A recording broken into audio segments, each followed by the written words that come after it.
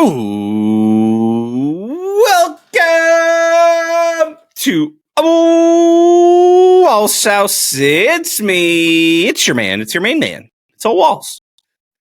And I'm back with you. Episode 220 coming your way. 220 coming at you. Another fun episode coming this week. We have to continue our March Madness picks of every single game of the tournament. Nick Daddy Place and Jeff Slanovec are back again this week. Before we get to that, just want to start off by saying thank you, everybody. Appreciate all the support, all the watches, all the listens. So thank you. As you guys know, if you could, please rate, review, comment, subscribe, and share. Let everybody know Ole Walls House is the place to be. If you're looking for some sweet merch like this hat or some great shirts or everything else, it's in the merch shop, which is in the link in the show notes below. There you'll also find merch from the Full Range Pod. Check out the Full Range Pod and my guy MJ. You can find the Full Range Pod on Spotify and Apple Podcasts at the Full Range Pod and on the Ole Walls House YouTube channel. So without any further ado, let's get into it. We're back. Week 2 of the NCAA tournament predictions starts now. Jeff and Nick are back with us. Some of you may know them as Slanny. Whoops, I've combined those two. You might be Slanny now. Some of you may know them as Slano and Daddy. When you guys are back, we just a quick recap. We are 28, 23, and 1. We were significantly better on the Thursday-Saturday waves. I believe we started off like 11 and 5 on Thursday, added a 6 and 2 on Saturday. So, I mean, 17 and 7 in those versus 11 and what's that, like 15 and 1, 11, 15 and 1 on the other ones. Like, not good. Those numbers don't add up, but whatever. You know, you get the idea. Much better on Thursday and Saturday than Friday and Sunday. Some thoughts on the tournament thus far. Jeff, I think you've got lists, you've got notes, you've got topics. You wanted to come in here swinging, you told me. So we're gonna give you the floor. Yeah, I'm ready to swing. Do we want to just talk thoughts for the tournament, like the teams and yeah, sure, whatnot, before we get into topics? Or yeah, I think it's been do that. I think it's been a really good tournament. I think it's getting unfairly blasted for not having enough mid majors. I thought we arguably had the best second round games that I can remember. It felt like almost every game Saturday and Sunday was fantastic. You would think that having fewer upsets in the first round means that that's the case, but I think that some of the reason why we're seeing the fewer upsets is the teams are deeper at the top, like your 4s and 5s and 6s are pretty good too, and they've caught up to some of the 3s and 4s, and they're playing really, really good games. So I thought as a whole, it's been a really good tournament, regardless of the people who want to take shots at there not being enough upsets. I think it's been really good. Yeah, I think it's chalky. I mean, a lot of, 3 of the number 1 seeds still left, all of the 2 seeds, if I'm not mistaken. Many of the 3, 4s, and 5s. But my thing is, if I can get good, fun, exciting games the first weekend that leaves us with chalk, it makes for a better second weekend. So if you give me a good weekend that ends up being a lot of chalk, I am totally fine with it. And I had a good time watching games. Like you said, even some of the games that got to be a little bit bigger point differentials were pretty good for large portions of them. So there's no haterade in my heart about the games so far. Nick? No, I would agree. I thought they were all, really great games this weekend. A lot of upset scares. Duke getting taken to the ropes by Siena. That would have Probably been awesome. A game Siena should have won. But yeah, no major upsets. High Point over Wisconsin. That was an awesome game. Nice little rally by High Point at the end. That 3 that dude shot in that game from out on half court. That was fucking awesome. Then him making the game-winning layup as his first 2-point field goal for the year. Mm-hmm. What a stat. But, yeah, like you guys said, not a ton of, real Cinderella stories, I guess, this year. 1 double-digit seed into the Sweet 16, with Texas having to play in the first four. So I think it's going to be an awesome weekend of basketball. I think that's probably a pretty good thing that there's not a ton of, real high seeds left. You get a lot of 4 or 5 matchups to turn into some 1 and 4 matchups. Or 1-4 matchups and then 2-3 matchups. Sorry, a week behind.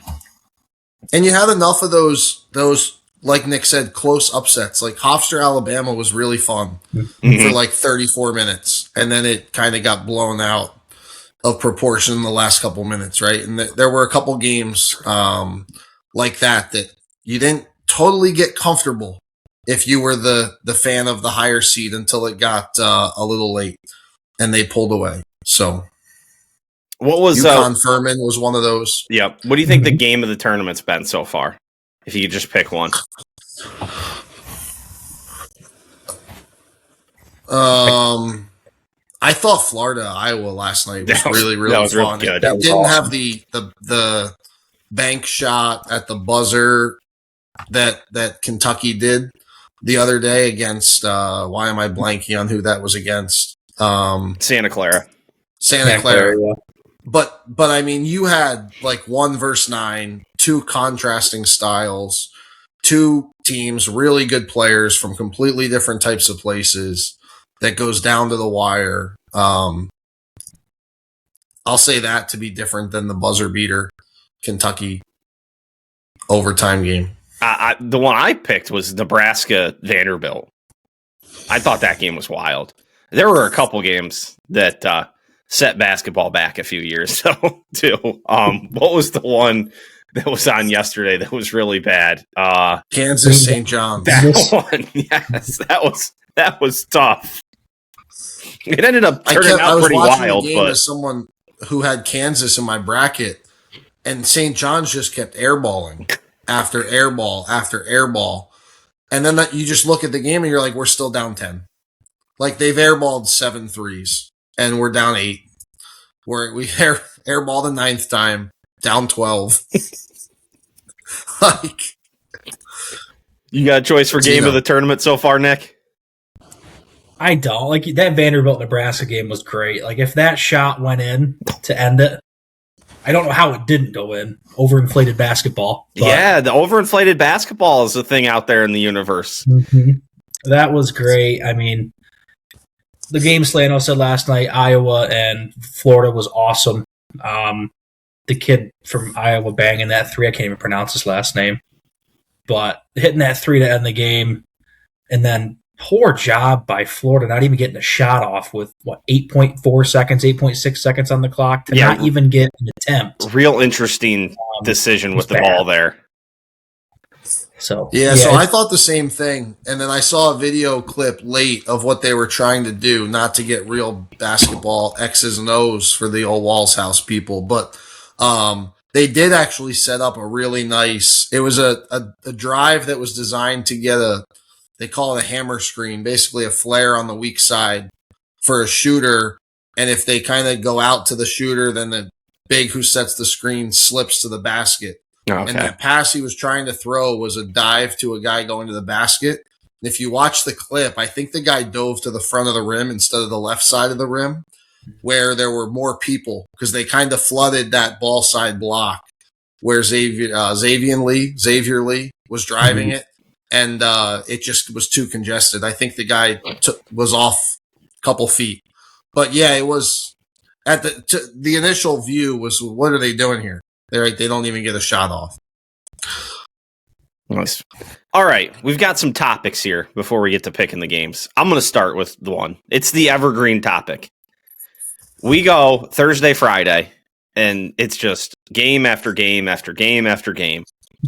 And then we get to Saturday and Sunday, and we start a game at 12:15, and then a game at 2, and then a game at not 2. Oh, is it 2:45? 2:40. 30 minutes after the first game ends. Oh, yeah.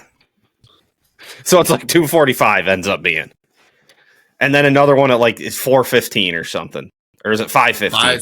I have all the times down. Yeah, give me the times, because I'm trying to convert them to Eastern in my head. I would have done better just saying them in Central. So the first game tips off at 12. Standalone game, only game on the television, right? Then that game ends and they wait 30 minutes to clear the court and let the next game at that site warm up. And for 30 minutes, we just get nothing. And then that next game starts and we still just have one game. And then when that game ends, it still hasn't finished or still hasn't taken us to the start of the final games, in which we then have 3 sites that start games at 5:15. I believe it's 6:10, 7:10, and then 30 minutes after each of those. So we end up going 12:10, 2:40, and then we have 6 games that start within 4.5 hours of each other. It is a debacle. It is an embarrassment. It deserves all of the criticism that we give it. I did make Every a quick year. note in my phone. It's like we've had one game on all damn day, and then 6:10 my time, so 7:10 Eastern. There are 3 games going all of a sudden. It's like, I get it. On Saturday, you don't want to put a game. You don't want to flood the early. People do stuff on Saturday. You want to try and back it up to get ratings. But, like, can we just move it up a little? Like, yeah, standalone game early, and if you want to run that one right back that site and just that kind of be its own thing. But then the last 6, just get them moved up a little bit and spread them, spread it in there so it's not just all happening. And we did skip Thursday, Friday. There is one issue I have with those, is there were still times where there were no games being played. Yeah, where both games were at halftime and the other games hadn't started yet. That shouldn't happen. And then secondly, Friday, the Philadelphia site, being the last games that are played and not the California site being the last games that tip off, makes no sense. We'll get into the terrific officiating that happened the last 4 days. But the UCF UCLA game was so ugly and so hideous. It took so long that UConn didn't start their game against Furman until after 11 o'clock on Friday night in Eastern time zone. That is ridiculous. As the California game started 30 minutes earlier. Meanwhile, they're starting games before noon at some sites. Was the first local time tip in California. Like, what are we doing? What are we doing? You would think it'd be a little better this coming weekend. You sent it like the earliest tip for one of those games. The earliest possible tip for the late games Thursday and Friday is what, 10:05? Something like that. 9:45. 9:45? It's not going to be 9:45. Sure The won't. game of the day Thursday tips off at earliest, 10:05? Houston, Illinois? Yeah, that's the last In game. Houston? Earliest tips 10:05. 10:05 is the earliest it can go off.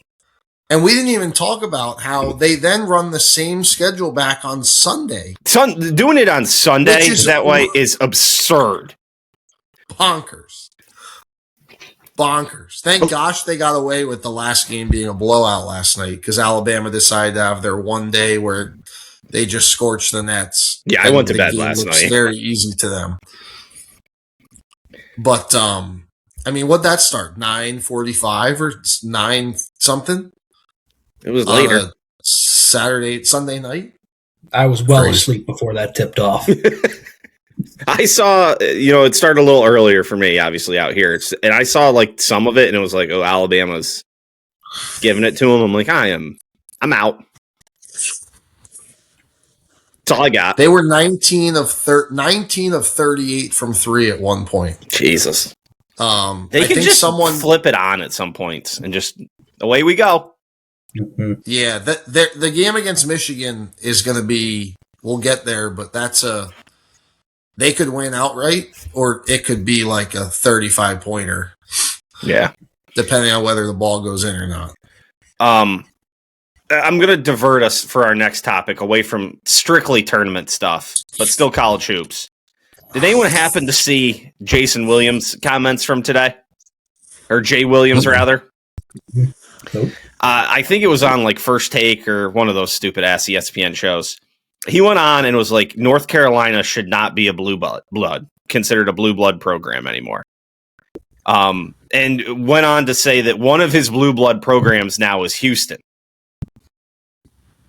He's like, if it wasn't for the name and the logo, they would not be a blue blood program. I want to point out that North Carolina has won, and he was talking about like Kansas and Kentucky and Duke. North Carolina has won a national title more recently than everybody but Kansas. They've been to 3 national championships in the last 10 years. They, won the ACC regular season 2 years ago. Granted, not their best last 2 years. No argument here. I'm obviously a homer, North Carolina fan here. And this year is severely hampered by the fact that a top 5 consensus pick missed the entire second half of the season. And they also beat Kansas, Kentucky, and Duke this year when they had a healthy team. So it was an odd thing to me. And I wanted some opinions. Well, we got a Duke fan here and Nick and, another college basketball fan. Am I wrong in thinking that's one of the most absurd things I've heard in a while? No. Just quick Google research shows the University of Houston has 0 national championships in their college basketball career. So I think that pretty much sums it up. It's a aggressive thing for a Duke alum to say. When I don't think, has Duke been back to the Final Four since they were there last year? They won right? it last year. Last year, that's right. They lost in the Final Four last year. Yep. So their first Final Four appearance in 9 years, 10 years, last year. No, they were there in 22 too, because another team from North Carolina kicked them out of the tournament in the Final Four in Coach K's last game too. Just that non-blue blood team. That was really bad by me the last 90 seconds. I just want to acknowledge that. Hand up.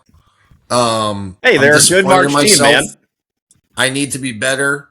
I do know that the Villanova Wildcats have won 2 national championships since Duke has won 1. And that's where we're going to end. We're going to move on to something else in my mind here. Jay Williams, still not an intelligent comment. What do we have next on the topics? Is it officiating time, or do you have something else that you need to discuss? No, I think it's time to talk officiating. The floor is yours again, Jeff. I understand that these guys have a really hard job. The officiating in this tournament has just been abysmal. Whether it's been a great game, an awful game basketball-wise, the calls are just atrocious. The games are officiated completely differently. I have a number of examples here, starting with South Florida against Louisville, which was a really fun game, completely out of hand. Like, completely out of hand. Just dudes throwing dudes everywhere. No calls being made. Just atrocious basketball. And the real complaints begin on the weekend when we have more of these standalone games. Thursday, Friday, you're not catching the full games a lot of times. It is tough to get sections. It's tough to get a flow. flow. It's hard to say this one's really bad. Louisville, South Florida was early Thursday. One of only 2 games, I think, on at that time. Awful start to the weekend. TCU against Duke. Those guys should not officiate another game the entire rest of the tournament. It was so bad. So bad. First off, awful 4th foul call on Xavier Edmonds. 15 minutes left in the game. 2-point game. They pick up his 4th. They give him his 4th foul. Cheap one. Completely undeserved. I think it was 5-1 fouls on TCU at that point in time. Then there's a missed goaltend. 9-point game. Fast break, missed goaltend. I get it. It happens. But if you miss that thing, or that's when Jamie Dixon got teed up, right? You got to give him one possession to let it out and give it to you. And they come back down the floor after Duke scores then to go up 11. 4-point swing in the game. And this asshole official just whacks Jamie Dixon with basically a game-ending technical. Game-ending technical. 2-point game with 15 minutes left. You give the big guy his 4th foul. Second leading scorer in the game still, despite the foul trouble. He comes out, goaltend, tech, just absolutely awful. We didn't even talk in there. There was an F1 called or upgraded on TCU because he jumped to the pump fake and came down on a guy. Flagrant foul because he went up for a block. He didn't come down and just suplex him or anything. That's the one where he kind of his arms kind of wrapped around. Tried to brace himself a little bit. Just an embarrassment. An embarrassment. Houston, Texas A&M, there was a ridiculous flagrant foul called. Houston barely called for any fouls in the first half, which is impossible the way they play the game. Atrocious. Nebraska, everyone's most fun game of the tournament here on the podcast. They won by 2 points, and they had a dude just flat out clear as day double dribble on a fast break. The clearest double dribble that you could ever possibly call, 1-on-0 fast break, did not get called. Ends up being 2 points in a 2-point game. Florida last night, a lot of people missed it. Big guy for Florida has 2 fouls, just truck sticks through a guy with 1 second left in the first half. No call made. Would have been his 3rd foul. Huge impact player for them. They just completely miss it. Ben McCollum loses his mind. Just crazy.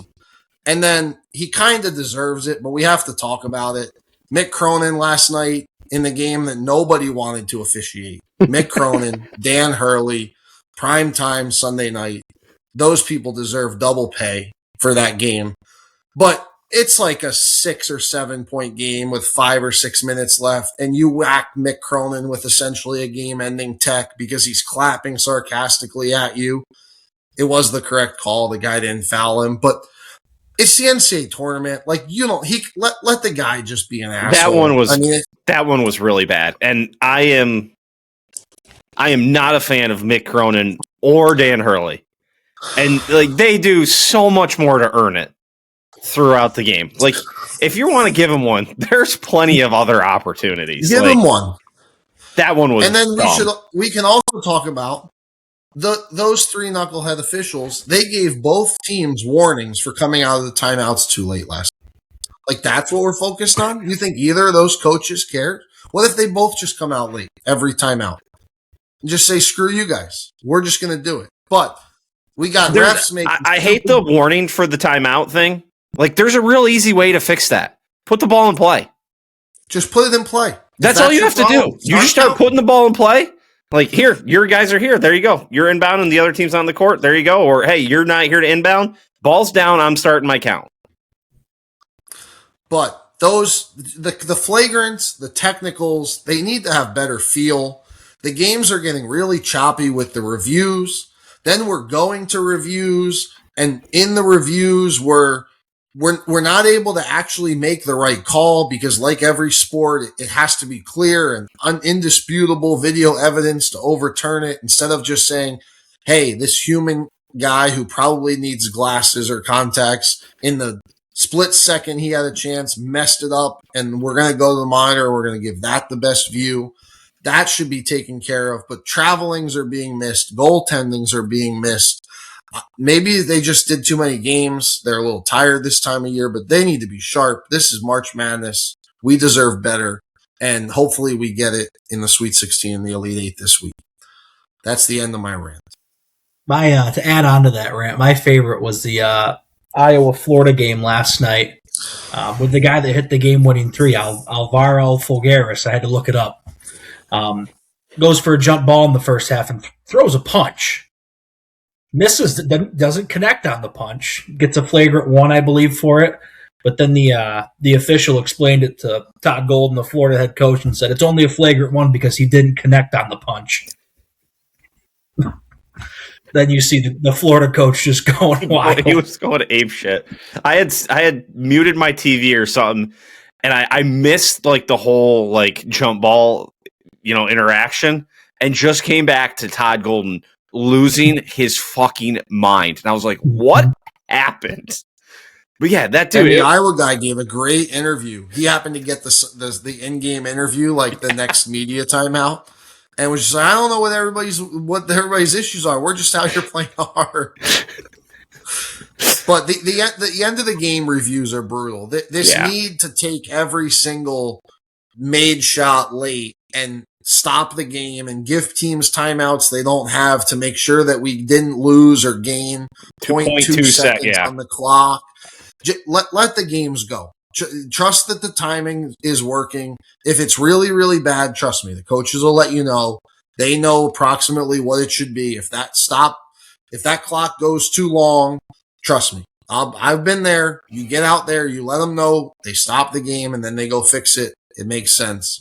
But these choppy ends are a waste of time. I think just reviews in general, and this is all sports. Like, if you can look at it and see it, like, immediately, just do it. Like, there's your reversal. If not, just move the hell on. Like, bad calls are going to happen. There's not you can't stop every time to review everything. Like, a review should be, if you can look at it 2 times and be like, okay, we missed it, let's go. And I know by doing that, you're still gonna miss some of them. Like, don't get me wrong, it's not perfect, but like, just let's keep the game rolling. The only other thing I hate so much about basketball reviews is that, forever if somebody got the ball knocked out of their hands and it went out of bounds, the team that knocked the ball out of their hands, it's going the other way.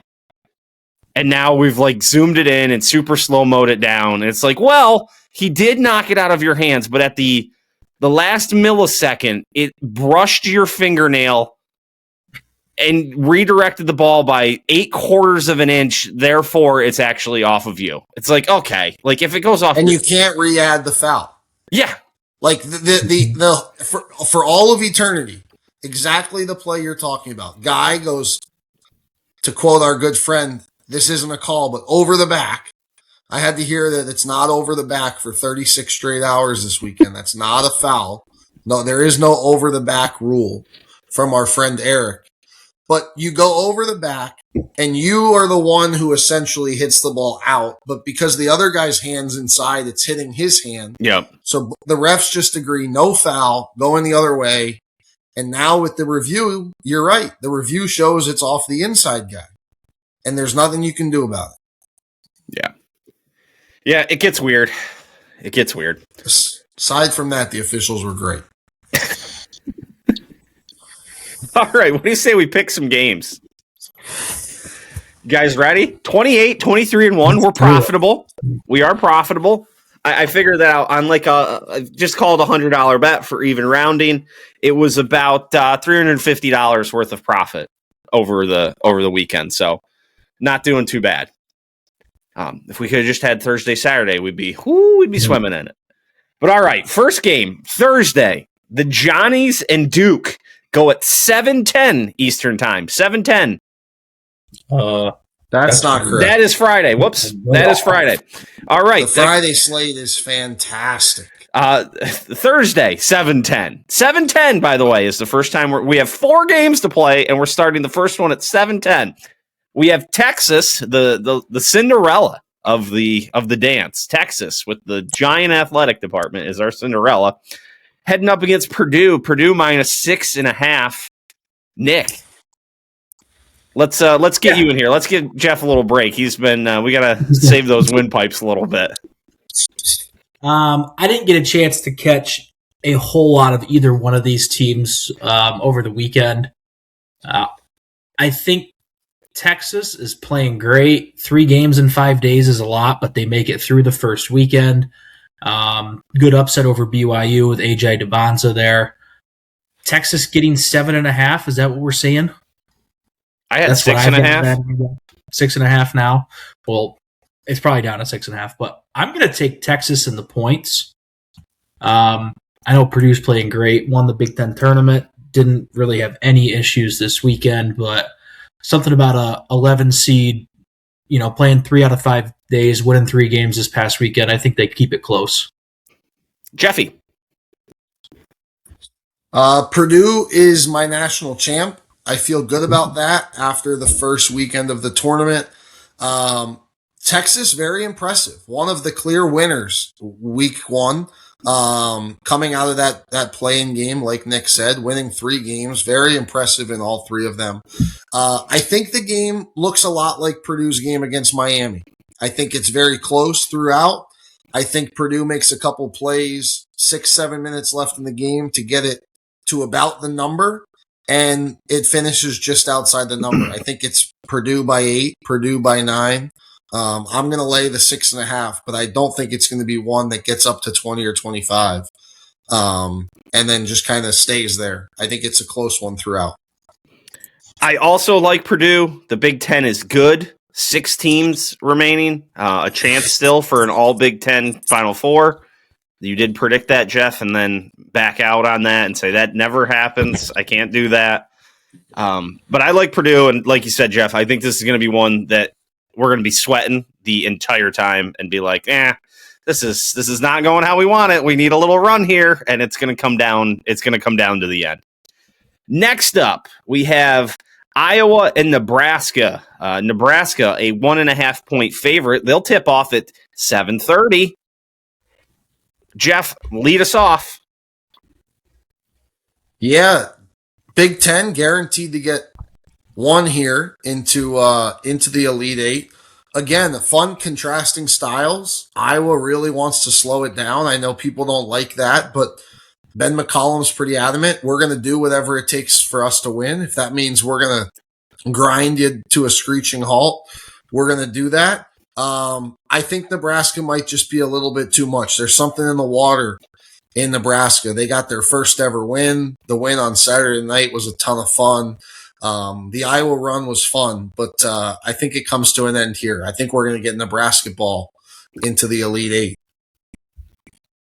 Nick. I got to watch a little bit of that Nebraska game. The first game, I don't know who they beat, but they pummeled someone. And I texted both of you after about the first 6 minutes of the game and said Nebraska's a problem.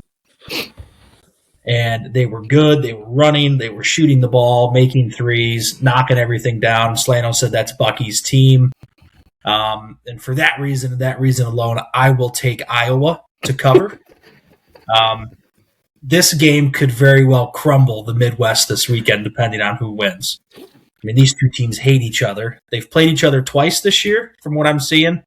Nebraska won in March in overtime, and Iowa won earlier in the year in February in a good old-fashioned Big Ten football game, 57-52. So low scoring, that's what they do. Give me the Hawkeyes and the points.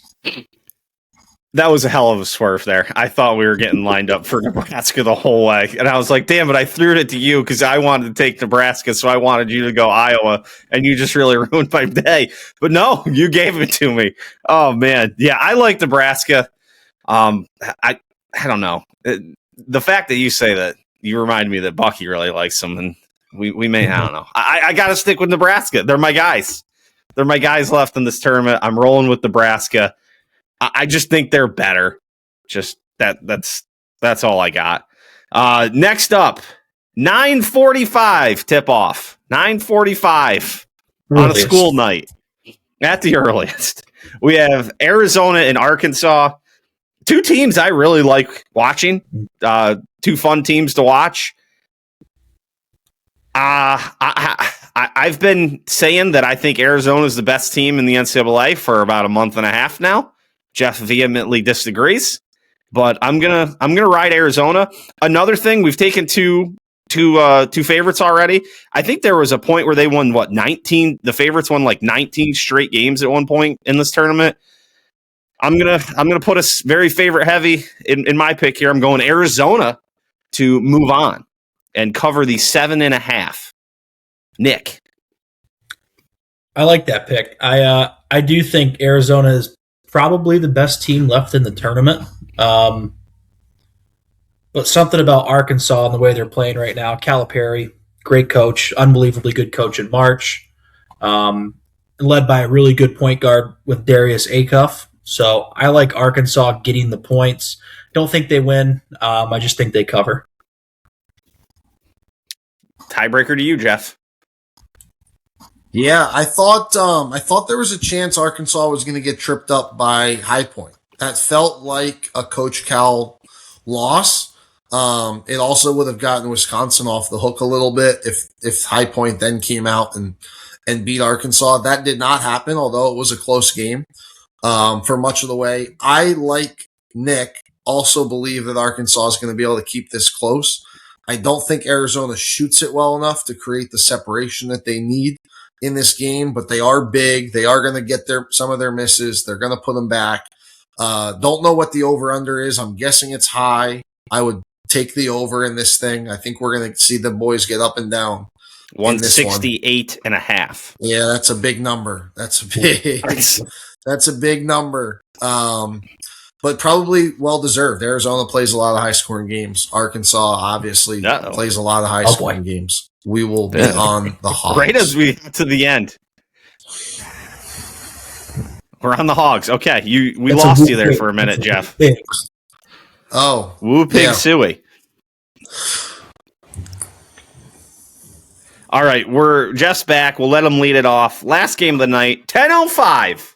Earliest possible tip here. I'm just going to keep reiterating that. Illinois getting 3.5 against Houston. Lead us, Jeff. Lead us to the promised land. Yeah, this Purdue's my champ. Illinois is my runner-up. Not going to have to talk a ton about why. Illinois looked really good in both their wins. Really good team, especially on offense. They're big, talented guards that can really score. It is in Houston, though. It's the only question mark I have. Houston in Houston. The winner of this is going to be huge favorites to come out of this region, make the Final Four. I'm going to take the Illini. Nick. Oh, okay. Kind of hoping you were going, but I will side with Jeffy on this and take the Illini. They looked very good this past weekend, beating the brakes off of Penn and then knocking off the VCU team that came back to beat North Carolina after North Carolina had a 19-point lead. Need you to know that, Wally. Yeah, that was impressive. I forgot to mention that. That was just what a debacle. I like Illinois. Like Jeff said, though, this is a full, I don't know what you call it, Sweet 16, Elite 8, bracket in Houston. Like, everything is a home game for Houston. So they got everything in their favor, but I don't know. We'll take Illinois. I was going to ride with Illinois, too. Just on the North Carolina thing. What a debacle, and it may end up costing Hubert Davis his job. A lot floating around in the air. All reports are that they will not fire him, but if Hubert wanted to step away, they would not try and stop him, is the reports out there I've been seeing. The only problem is, who the hell do you even go get? Anyway, all right, moving on. Now we get the Johnnies and Duke on Friday night. The Johnnies and Duke, that is Duke minus 6.5. Nick, I believe you're starting us off on this one now. What do you like for your boys, for the Blue Devils? I will take this one. Not enough talk that this is, these four teams, this should be a Final Four. Like, this is the greatest Sweet 16 Elite 8 group of coaches you could probably ever get. Rick Pitino, John Shire, Tom Izzo, and, Dan Hurley, as crazy as he is. But well, there's one that may not belong in that category. Well, yeah, maybe you could X out Shire for now. But I think I talked about it a little bit last week when we did this, and that St. John's is just grossly underseeded. I think they're probably the hottest team, maybe the second hottest team playing right now. So I like St. John's. They looked pretty good against Northern Iowa. Looked okay against Kansas. I mean, they're terrible at shooting the basketball. But Duke didn't impress me that much this weekend. And I know they got Ngangba back, but I don't think Caleb Foster plays. So I will take St. John's getting 6.5. Okay. Jeff. This is a very anticlimactic pod thus far with these picks. I have not been a St. John's guy. I don't know that I've taken them ever this season in anything. But there's something going on at St. John's that they're finding a way to just make it uncomfortable for their opponents. They're missing shots, but still scoring enough points to win. They're hitting the big shots down the stretch. Just too many points. I think it's a close game, and it goes down to the wire, and that's going to get us safely inside the number. I would have taken Duke there myself. I think the little run for St. John's ends. I think Duke figures it out a little bit. Be close on the cover would have been my guess, but St. John's is the pick. And do we have St. John's winning the game, you guys, as well, or just covering? I have them winning. Oh, Nick's gonna sprinkle the money line. I think guard plays a big one in this, and I don't trust Caden Boozer for Duke at all. I was gonna say that's probably the recipe, right? Just get up in Caden Boozer. Yeah, I don't trust him. Yeah, it was incredible to me how many times I watched Kansas yesterday just throw the ball out of bounds. Mm-hmm. Like, not deflected out of bounds, not like, I'm just talking about like, we're one-on-one against pressure. I'm going to try to get into you and pop out to get open, and the guy just throw the ball into the announcers on the sideline or into the second row. Alarming, very alarming turnovers. All right. Probably the game I'm looking forward to most. And it's funny, it's got the biggest spread. Alabama, Michigan, 9.5 for Michigan. I'll lead us off. I think Alabama keeps it within the number. Keeps it under 10 points. And Jeff, I think you said this earlier. They're either going to keep it under 10 points or they may lose by 25. And we're going to run that risk. And this thing may be over in the first half, or Alabama may be up 10 going into the second half. Like, who knows? But I'm going to gamble with it. I'm going to roll with Alabama and take the 9.5. A little hope here that the favorites were this would be, if this one falls through, it'd be 4 dogs so far. So we might need the favorite trend to reverse. Jeff, what do you say? Are we going to need the favorite trend to reverse? I think Alabama's going to cover. I think that there's a very good chance that we see this as one of those, Alabama's going into halftime up 6, and we just need to not get blown out in the second half. Michigan, very impressive the first weekend. But they have some question marks the couple weeks leading into the tournament. I think Alabama's got the firepower to be able to score with them. They are not going to try to guard. I don't know how Texas Tech only had what they had last night. What was 65. 55 or 55, that doesn't seem possible against Alabama and the defense that they play. But I think they're going to keep it, I think, inside the number. Although we might see a flurry like Florida did last night in the middle of the second half, where it goes from like Alabama up 6 to Michigan up 6 like that. And you're like, are we going to be able to hang inside 10? Nick, did you have a thought either way? Not that it matters here, but it doesn't matter. I would have taken Michigan laying the points here just because I think they are so good offensively. I mean, 196 points through the first 2 games. They put the beat down on my boy after Jeffy name dropped him last week, Kareem Abdul. I got to watch him against Georgia that first game. He's sensational. What a talent that guy is. Didn't he fall like 8 points short of scoring 2,000 points for his career? He might have. He was awesome to watch. I don't know. I just know that he should still be playing, and if it wasn't for Michigan having the best offense in basketball, he probably would be.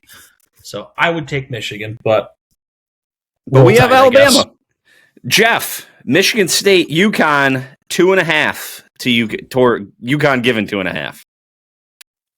I'm glad I'm going first here because whatever I pick is going to lose. It just feels like one of those games. If I take Michigan State, they're going to be the athletes that don't make shots on Friday night.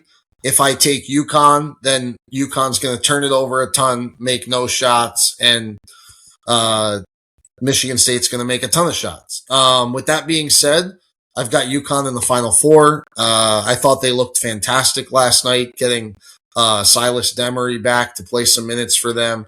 Alex Caravan doing Caravan and March things last night. And I'm going to take UConn. Don't feel confident in it, but I'm going to ride with my bracket. I'm going to take Michigan State. Izzo and March. Give me Izzo and March. It's on to you, Nick. Oh, wow. Okay. I also was going to lean towards Michigan State getting, is it 2.5? That's what I've got it at. Izzo, I don't know, this Jeremy Fears guy, pretty controversial player here. Likes to do some kicking, some punching maybe. If he doesn't get ejected, I think Michigan State covers. He's a good player, though. He is good. All right, Nick, you get the lead on our last game. Tennessee, Iowa State. Iowa State giving 3 and a hook. I'll take Tennessee. I see Iowa State just lost a pretty significant player. It looks like for the rest of the season. Their second leading scorer, Joshua Jefferson. I'm just reading this. I don't know this off the top of my head. So I'll take Tennessee plus 3.5. Okay. I'll go next. I'll leave you the finale here, Jeff. I'm going to take Iowa State. I think they make the game. Somebody also said this, making it uncomfortable. These guys make it fucking uncomfortable to play against. They get up in your shit and absolutely are there for the entirety of the game. Also, they have maybe my favorite player in college basketball. Bonchilovich. Nope, not that one. This one's better. I'm a big fan of their freshman Bateman. He's a Wisconsin kid. He played for the Milwaukee Academy of the Sciences, and they're a small charter type school. I don't know, but I think at one point their school was based out of a strip mall. He graduated like 3rd in their class or something, and he popped up on Twitter earlier in the year. And I was like, why do I recognize that kid? I ended up looking him up. I saw him play in the state tournament, graduated 3rd in his class, and they asked him, so you graduated 3rd in your class, you must be a heck of a student. What's your favorite class in college so far this year? His answer was pre-algebra. So favorite player in college basketball right there. But beyond that, I do love Iowa State, just the way they D it up. So I'll take Iowa State. Pressure's on. I think there's a chance that this game, very ugly basketball game. Tennessee, I don't think it's a chance. I think it's gonna be physical. What we watched St. John's, Kansas be yesterday, I think we might get this one to be. Very good chance you're going to want to tune into Izzo versus Hurley. Leave this one on the second screen, the small screen. It'll be close when we get to the 8-minute mark or 6-minute mark of the second half.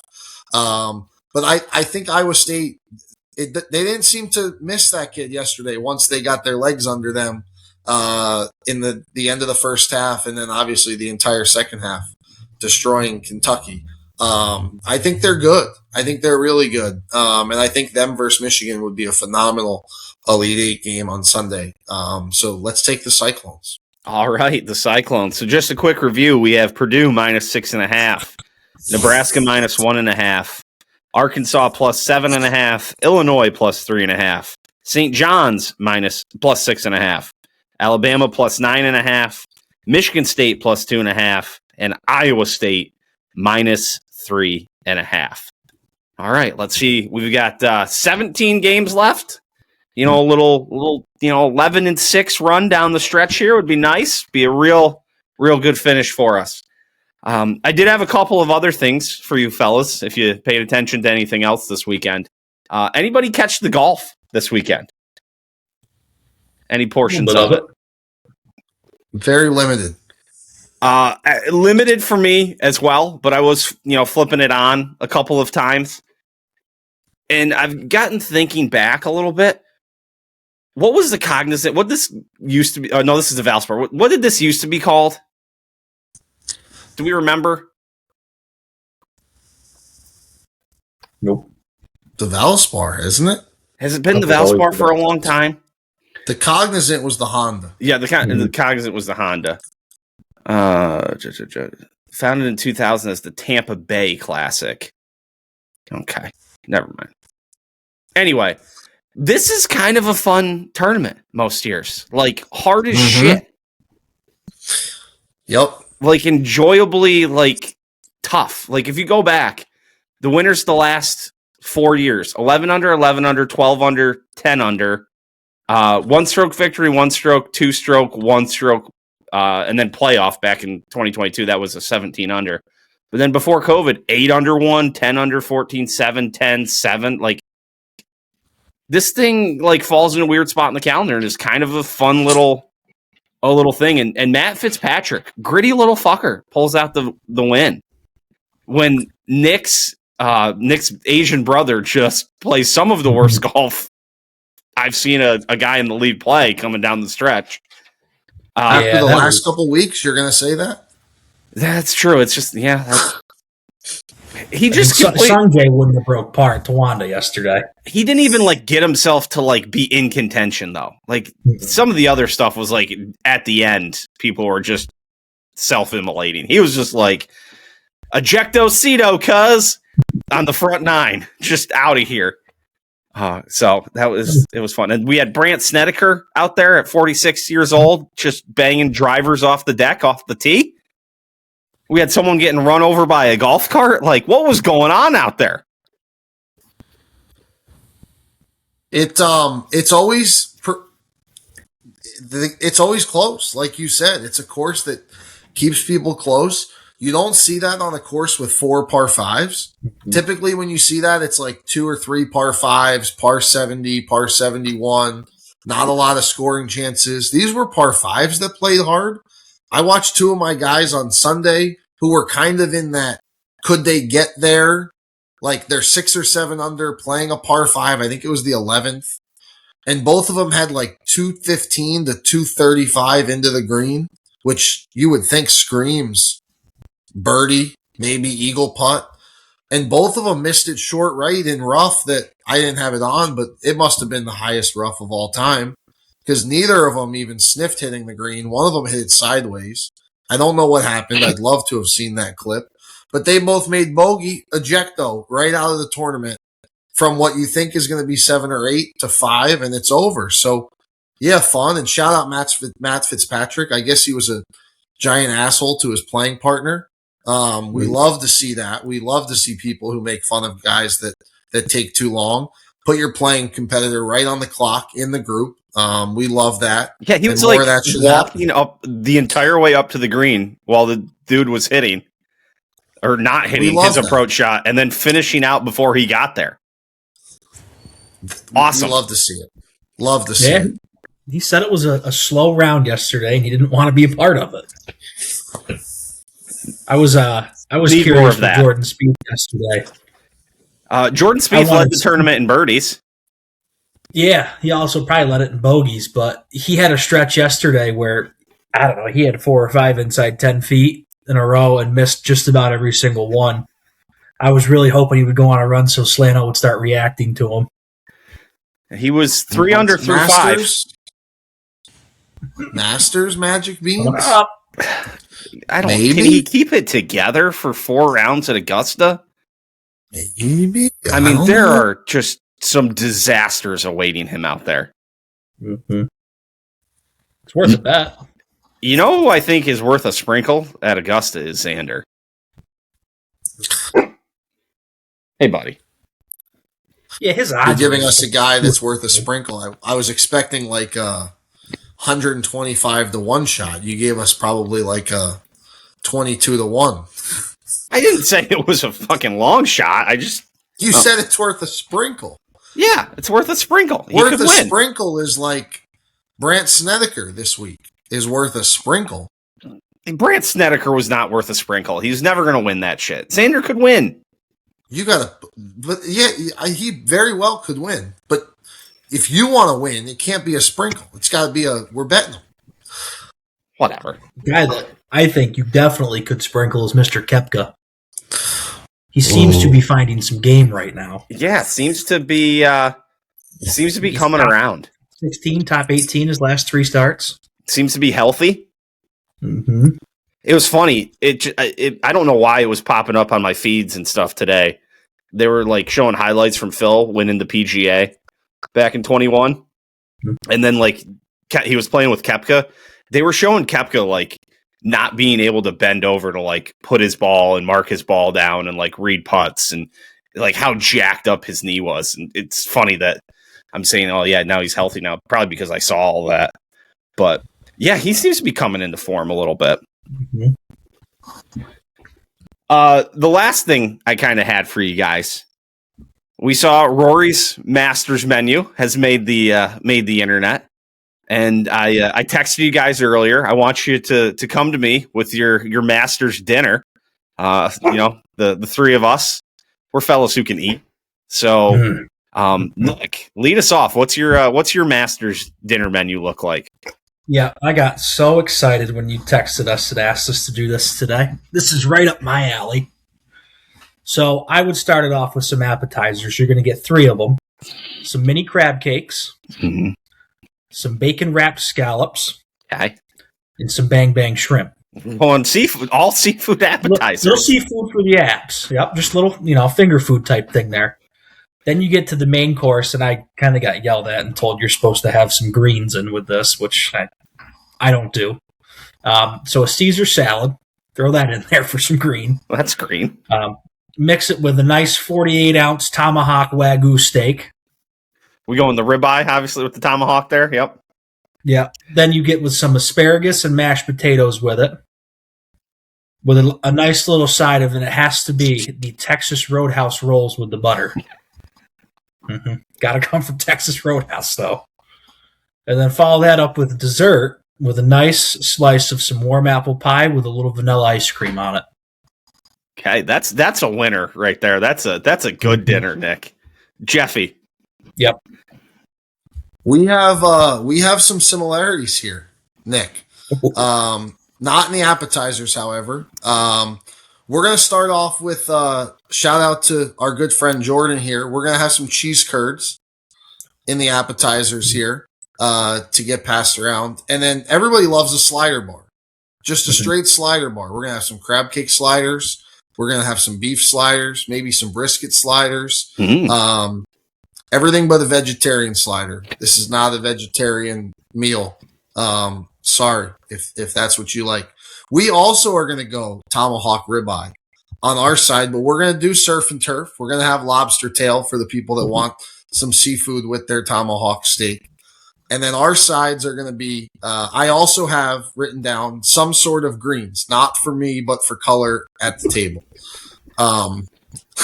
So some sort of greens. We'll let somebody else do that, crowdsource that, maybe do an Ole Walls house poll when the time comes. But our 2 main sides that we're going to build around are mac and cheese and then some thick cut steak fries, like fresh potato. Chop those things thick, fry them. Splash them with a little bit of maybe butter, some coarse sea salt.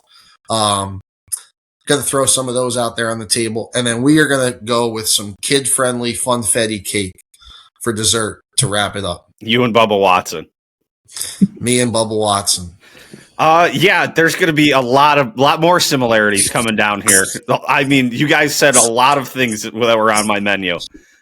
We're starting out in the appetizer world. We're going Wisconsin cheese curds. So I want that route as well. I'm going with a shrimp cocktail to get us going there too. And then my final appetizer, some little mini lobster rolls. Going to go mini lobster rolls to get us started. I do love a salad. I love a wedge salad.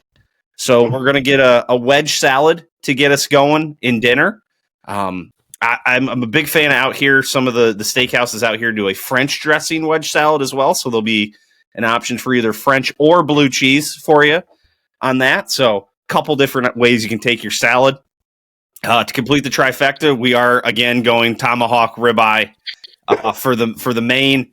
I also have mac and cheese as a side and asparagus. Both of those things mentioned before. I did say you could probably throw in like a salmon for, a fish option in there or something. Again, let somebody else. We can crowdsource out if they want the salmon. Maybe they want a halibut. Who knows? If you're a real man, eat the steak. And then for dessert, I'm going, again, this is stealing a little bit from everybody here. I'm going ice cream sundae bar. Make your own ice cream sundaes to finish it off. So can't go wrong. A lot of similarities along the way there. So yeah. that was all I had for us, fellas. Any parting shots you guys want to sneak in before we call it a day here? No, it's going to be another good weekend of sports. Yeah, another good weekend of sports. The bets will again be posted to the Twitter. We will not be getting together again. We may get together again next Monday. I don't know. We'll see what my schedule plays out. There may be some travel in my future, and I may just run solo. But if we don't get together and talk about the Final Four games, I will have those posted on the Twitter as well. So that's all I got for us, gentlemen. Appreciate your time, and we may see you again next week. If not, we'll see you again down the road. Appreciate it. Always a pleasure. Time for some passing thoughts. Like last week, passing thoughts is going to kind of incorporate everything else here again, as it's meant to be. So let's start with the Flyers here quickly. Staying alive. 3 wins this week, an OT win over the Ducks, an OT win or a shootout win over the Kings, and then lay it on the Sharks on the West Coast road trip. Again, didn't watch much of this. There was college basketball on. The games were on late, but they continue to just be flirting around. 5 points back in the wild card, but 5 points now with 2 games in pocket. 13 games left. They're going to need to win a lot of them. Maybe as many as 10. I don't know. It's going to be a lot. And then again, 5 points back of 2 teams at 85 points in the division. 2 less games than the Islanders, who are 1 spot ahead of them. 1 less game than the Blue Jackets, who are in that 3rd and final spot, chasing the Islanders in any which way. So, 2 teams ahead of them in the division, 3 teams ahead of them in the wild card. It's a long shot, really positioned poorly, but what can you do? You can only work with what you got, and this is what you got at this point of the year. So this week, the Columbus Blue Jackets, a team they're trying to track down. They're that team with 85 points in the division in that last spot, or they'll be the last wild card spot, depending on how it goes tomorrow for them. So got to get that win. Then they got the Blackhawks, a bad team, the Blackhawks. They got those 2 teams at home Tuesday, Thursday. On Saturday, they head to the Red Wings, the Detroit Red Wings. That's a solid team, but nothing. They're not a great team. So another week of some gettable opponents here. Gotta win. Definitely gotta beat the Blue Jackets. Can't be giving up those points out to the Blue Jackets. I mean, they beat the Blue Jackets. They're within 3 of them. So ideally in regulation, no more overtimes, no more shootouts. Can't be giving up that point to them as well. So gotta do what you can to keep it tight. Baseball season, it's here. We got regular season baseball on Thursday for the Cleveland Guardians. They are out west to start the year with the Seattle Mariners in a 4-game set, where the earliest first pitch will be 6:20 on Sunday. So probably won't see a ton of this. I mean, Thursday I'll be up because of the basketball games. Might catch a little bit of it, but I don't know. We'll see. We'll get rolling in baseball in April, obviously. And April 1st happens to be, or April 3rd happens to be their home opener against the Cubs. And we're going, afternoon Friday, evening Saturday, early afternoon on Sunday. Some nice watchable games maybe not. I probably won't watch much of that because that's going to get blacked out. Son of a biscuit. Baseball blackouts. We're back. We'll see what the Guards do. A bunch of nobodies and Steven Kwan and Jose Ramirez, a pitching staff that looked pretty good at the end of the year. What can they bring back? So yeah. All right. Kind of the more traditional of the passing thoughts. I'm sorry, people. I don't have a lot of passing thoughts this week. It's been a week dominated by basketball. I mean, Thursday, Friday, Saturday, Sunday, I watched basketball. Early in the week, I was on a road trip. I mean, one of the most, the things I wrote down is, why do people crank the heat in hotel rooms all winter? It's like it's scorching hot every time I go into a hotel room. The hotel room I went into this week was 75 degrees. 75 degrees when I went into it. What are we doing that a hotel room is 75 degrees? And then when you turn the air conditioner on, it sounds like this. I hope that's not getting blocked out.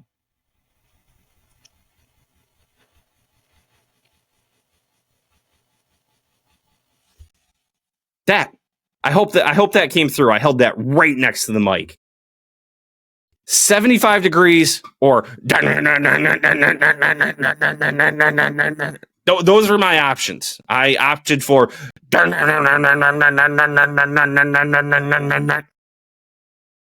Hoy caramba, was that annoying. Very, very annoying. Oh, I had to travel back. I had an appointment and then traveled back on that Thursday of the NCAA tournament. I don't know what happens in my schedule that this has happened to me like 3 of the last 4 years, where I like to take off the afternoons on Thursday, Friday and watch the hoops and can't. It's just like I always get an appointment scheduled and they're like afternoon appointments. It's like, you give me a morning appointment. I can get out, get back, take the afternoon off and watch some hoops. Nope. Your boy's working. Your boy's supporting the economy. Your boy's filling the tax base. I mean, not really, but yeah, it stinks because there's nothing more awesome than just Thursday. You're like, I've clocked out for the day. I'm on vacation, PTO, whatever you want to call it, and I'm gonna settle in for some hoops and just enjoy like 12 straight hours of basketball with multiple games going for the majority of those hours. It's just really a wonderful feeling. March Madness rules. I love it. I love it so much. And really, the last thing I got for you is, and I apologize, this may be a little crude for some of you. I was taking a poop the other day, and you guys ever get to the point where you're on the toilet, you're doing your business, and I only really do this when I'm wearing shorts or maybe sweatpants. Might do this. If you do this with regular pants, you're kind of psychotic, unless you're taking them off anyway. But sometimes you just got to get yourself in a little better positioned, spot there, and you gotta lose the shorts. You just got to take them off. It's just you can't have the elastic holding your legs together. You gotta get yourself free. And then if it's really going poorly for you, every once in a while. It's not often, and it's usually not in winter. It's usually like in summer. Maybe it's hot. You don't have the air conditioning on that day. Maybe you're in a spot with no air conditioning, and it's hitting you. You got to go tops off too, and next thing you know, you're just sitting there on the toilet. You're completely naked, and you're just the way you came into this world, trying to get those demons out of you, and you're locked in. We'll get through this, brother.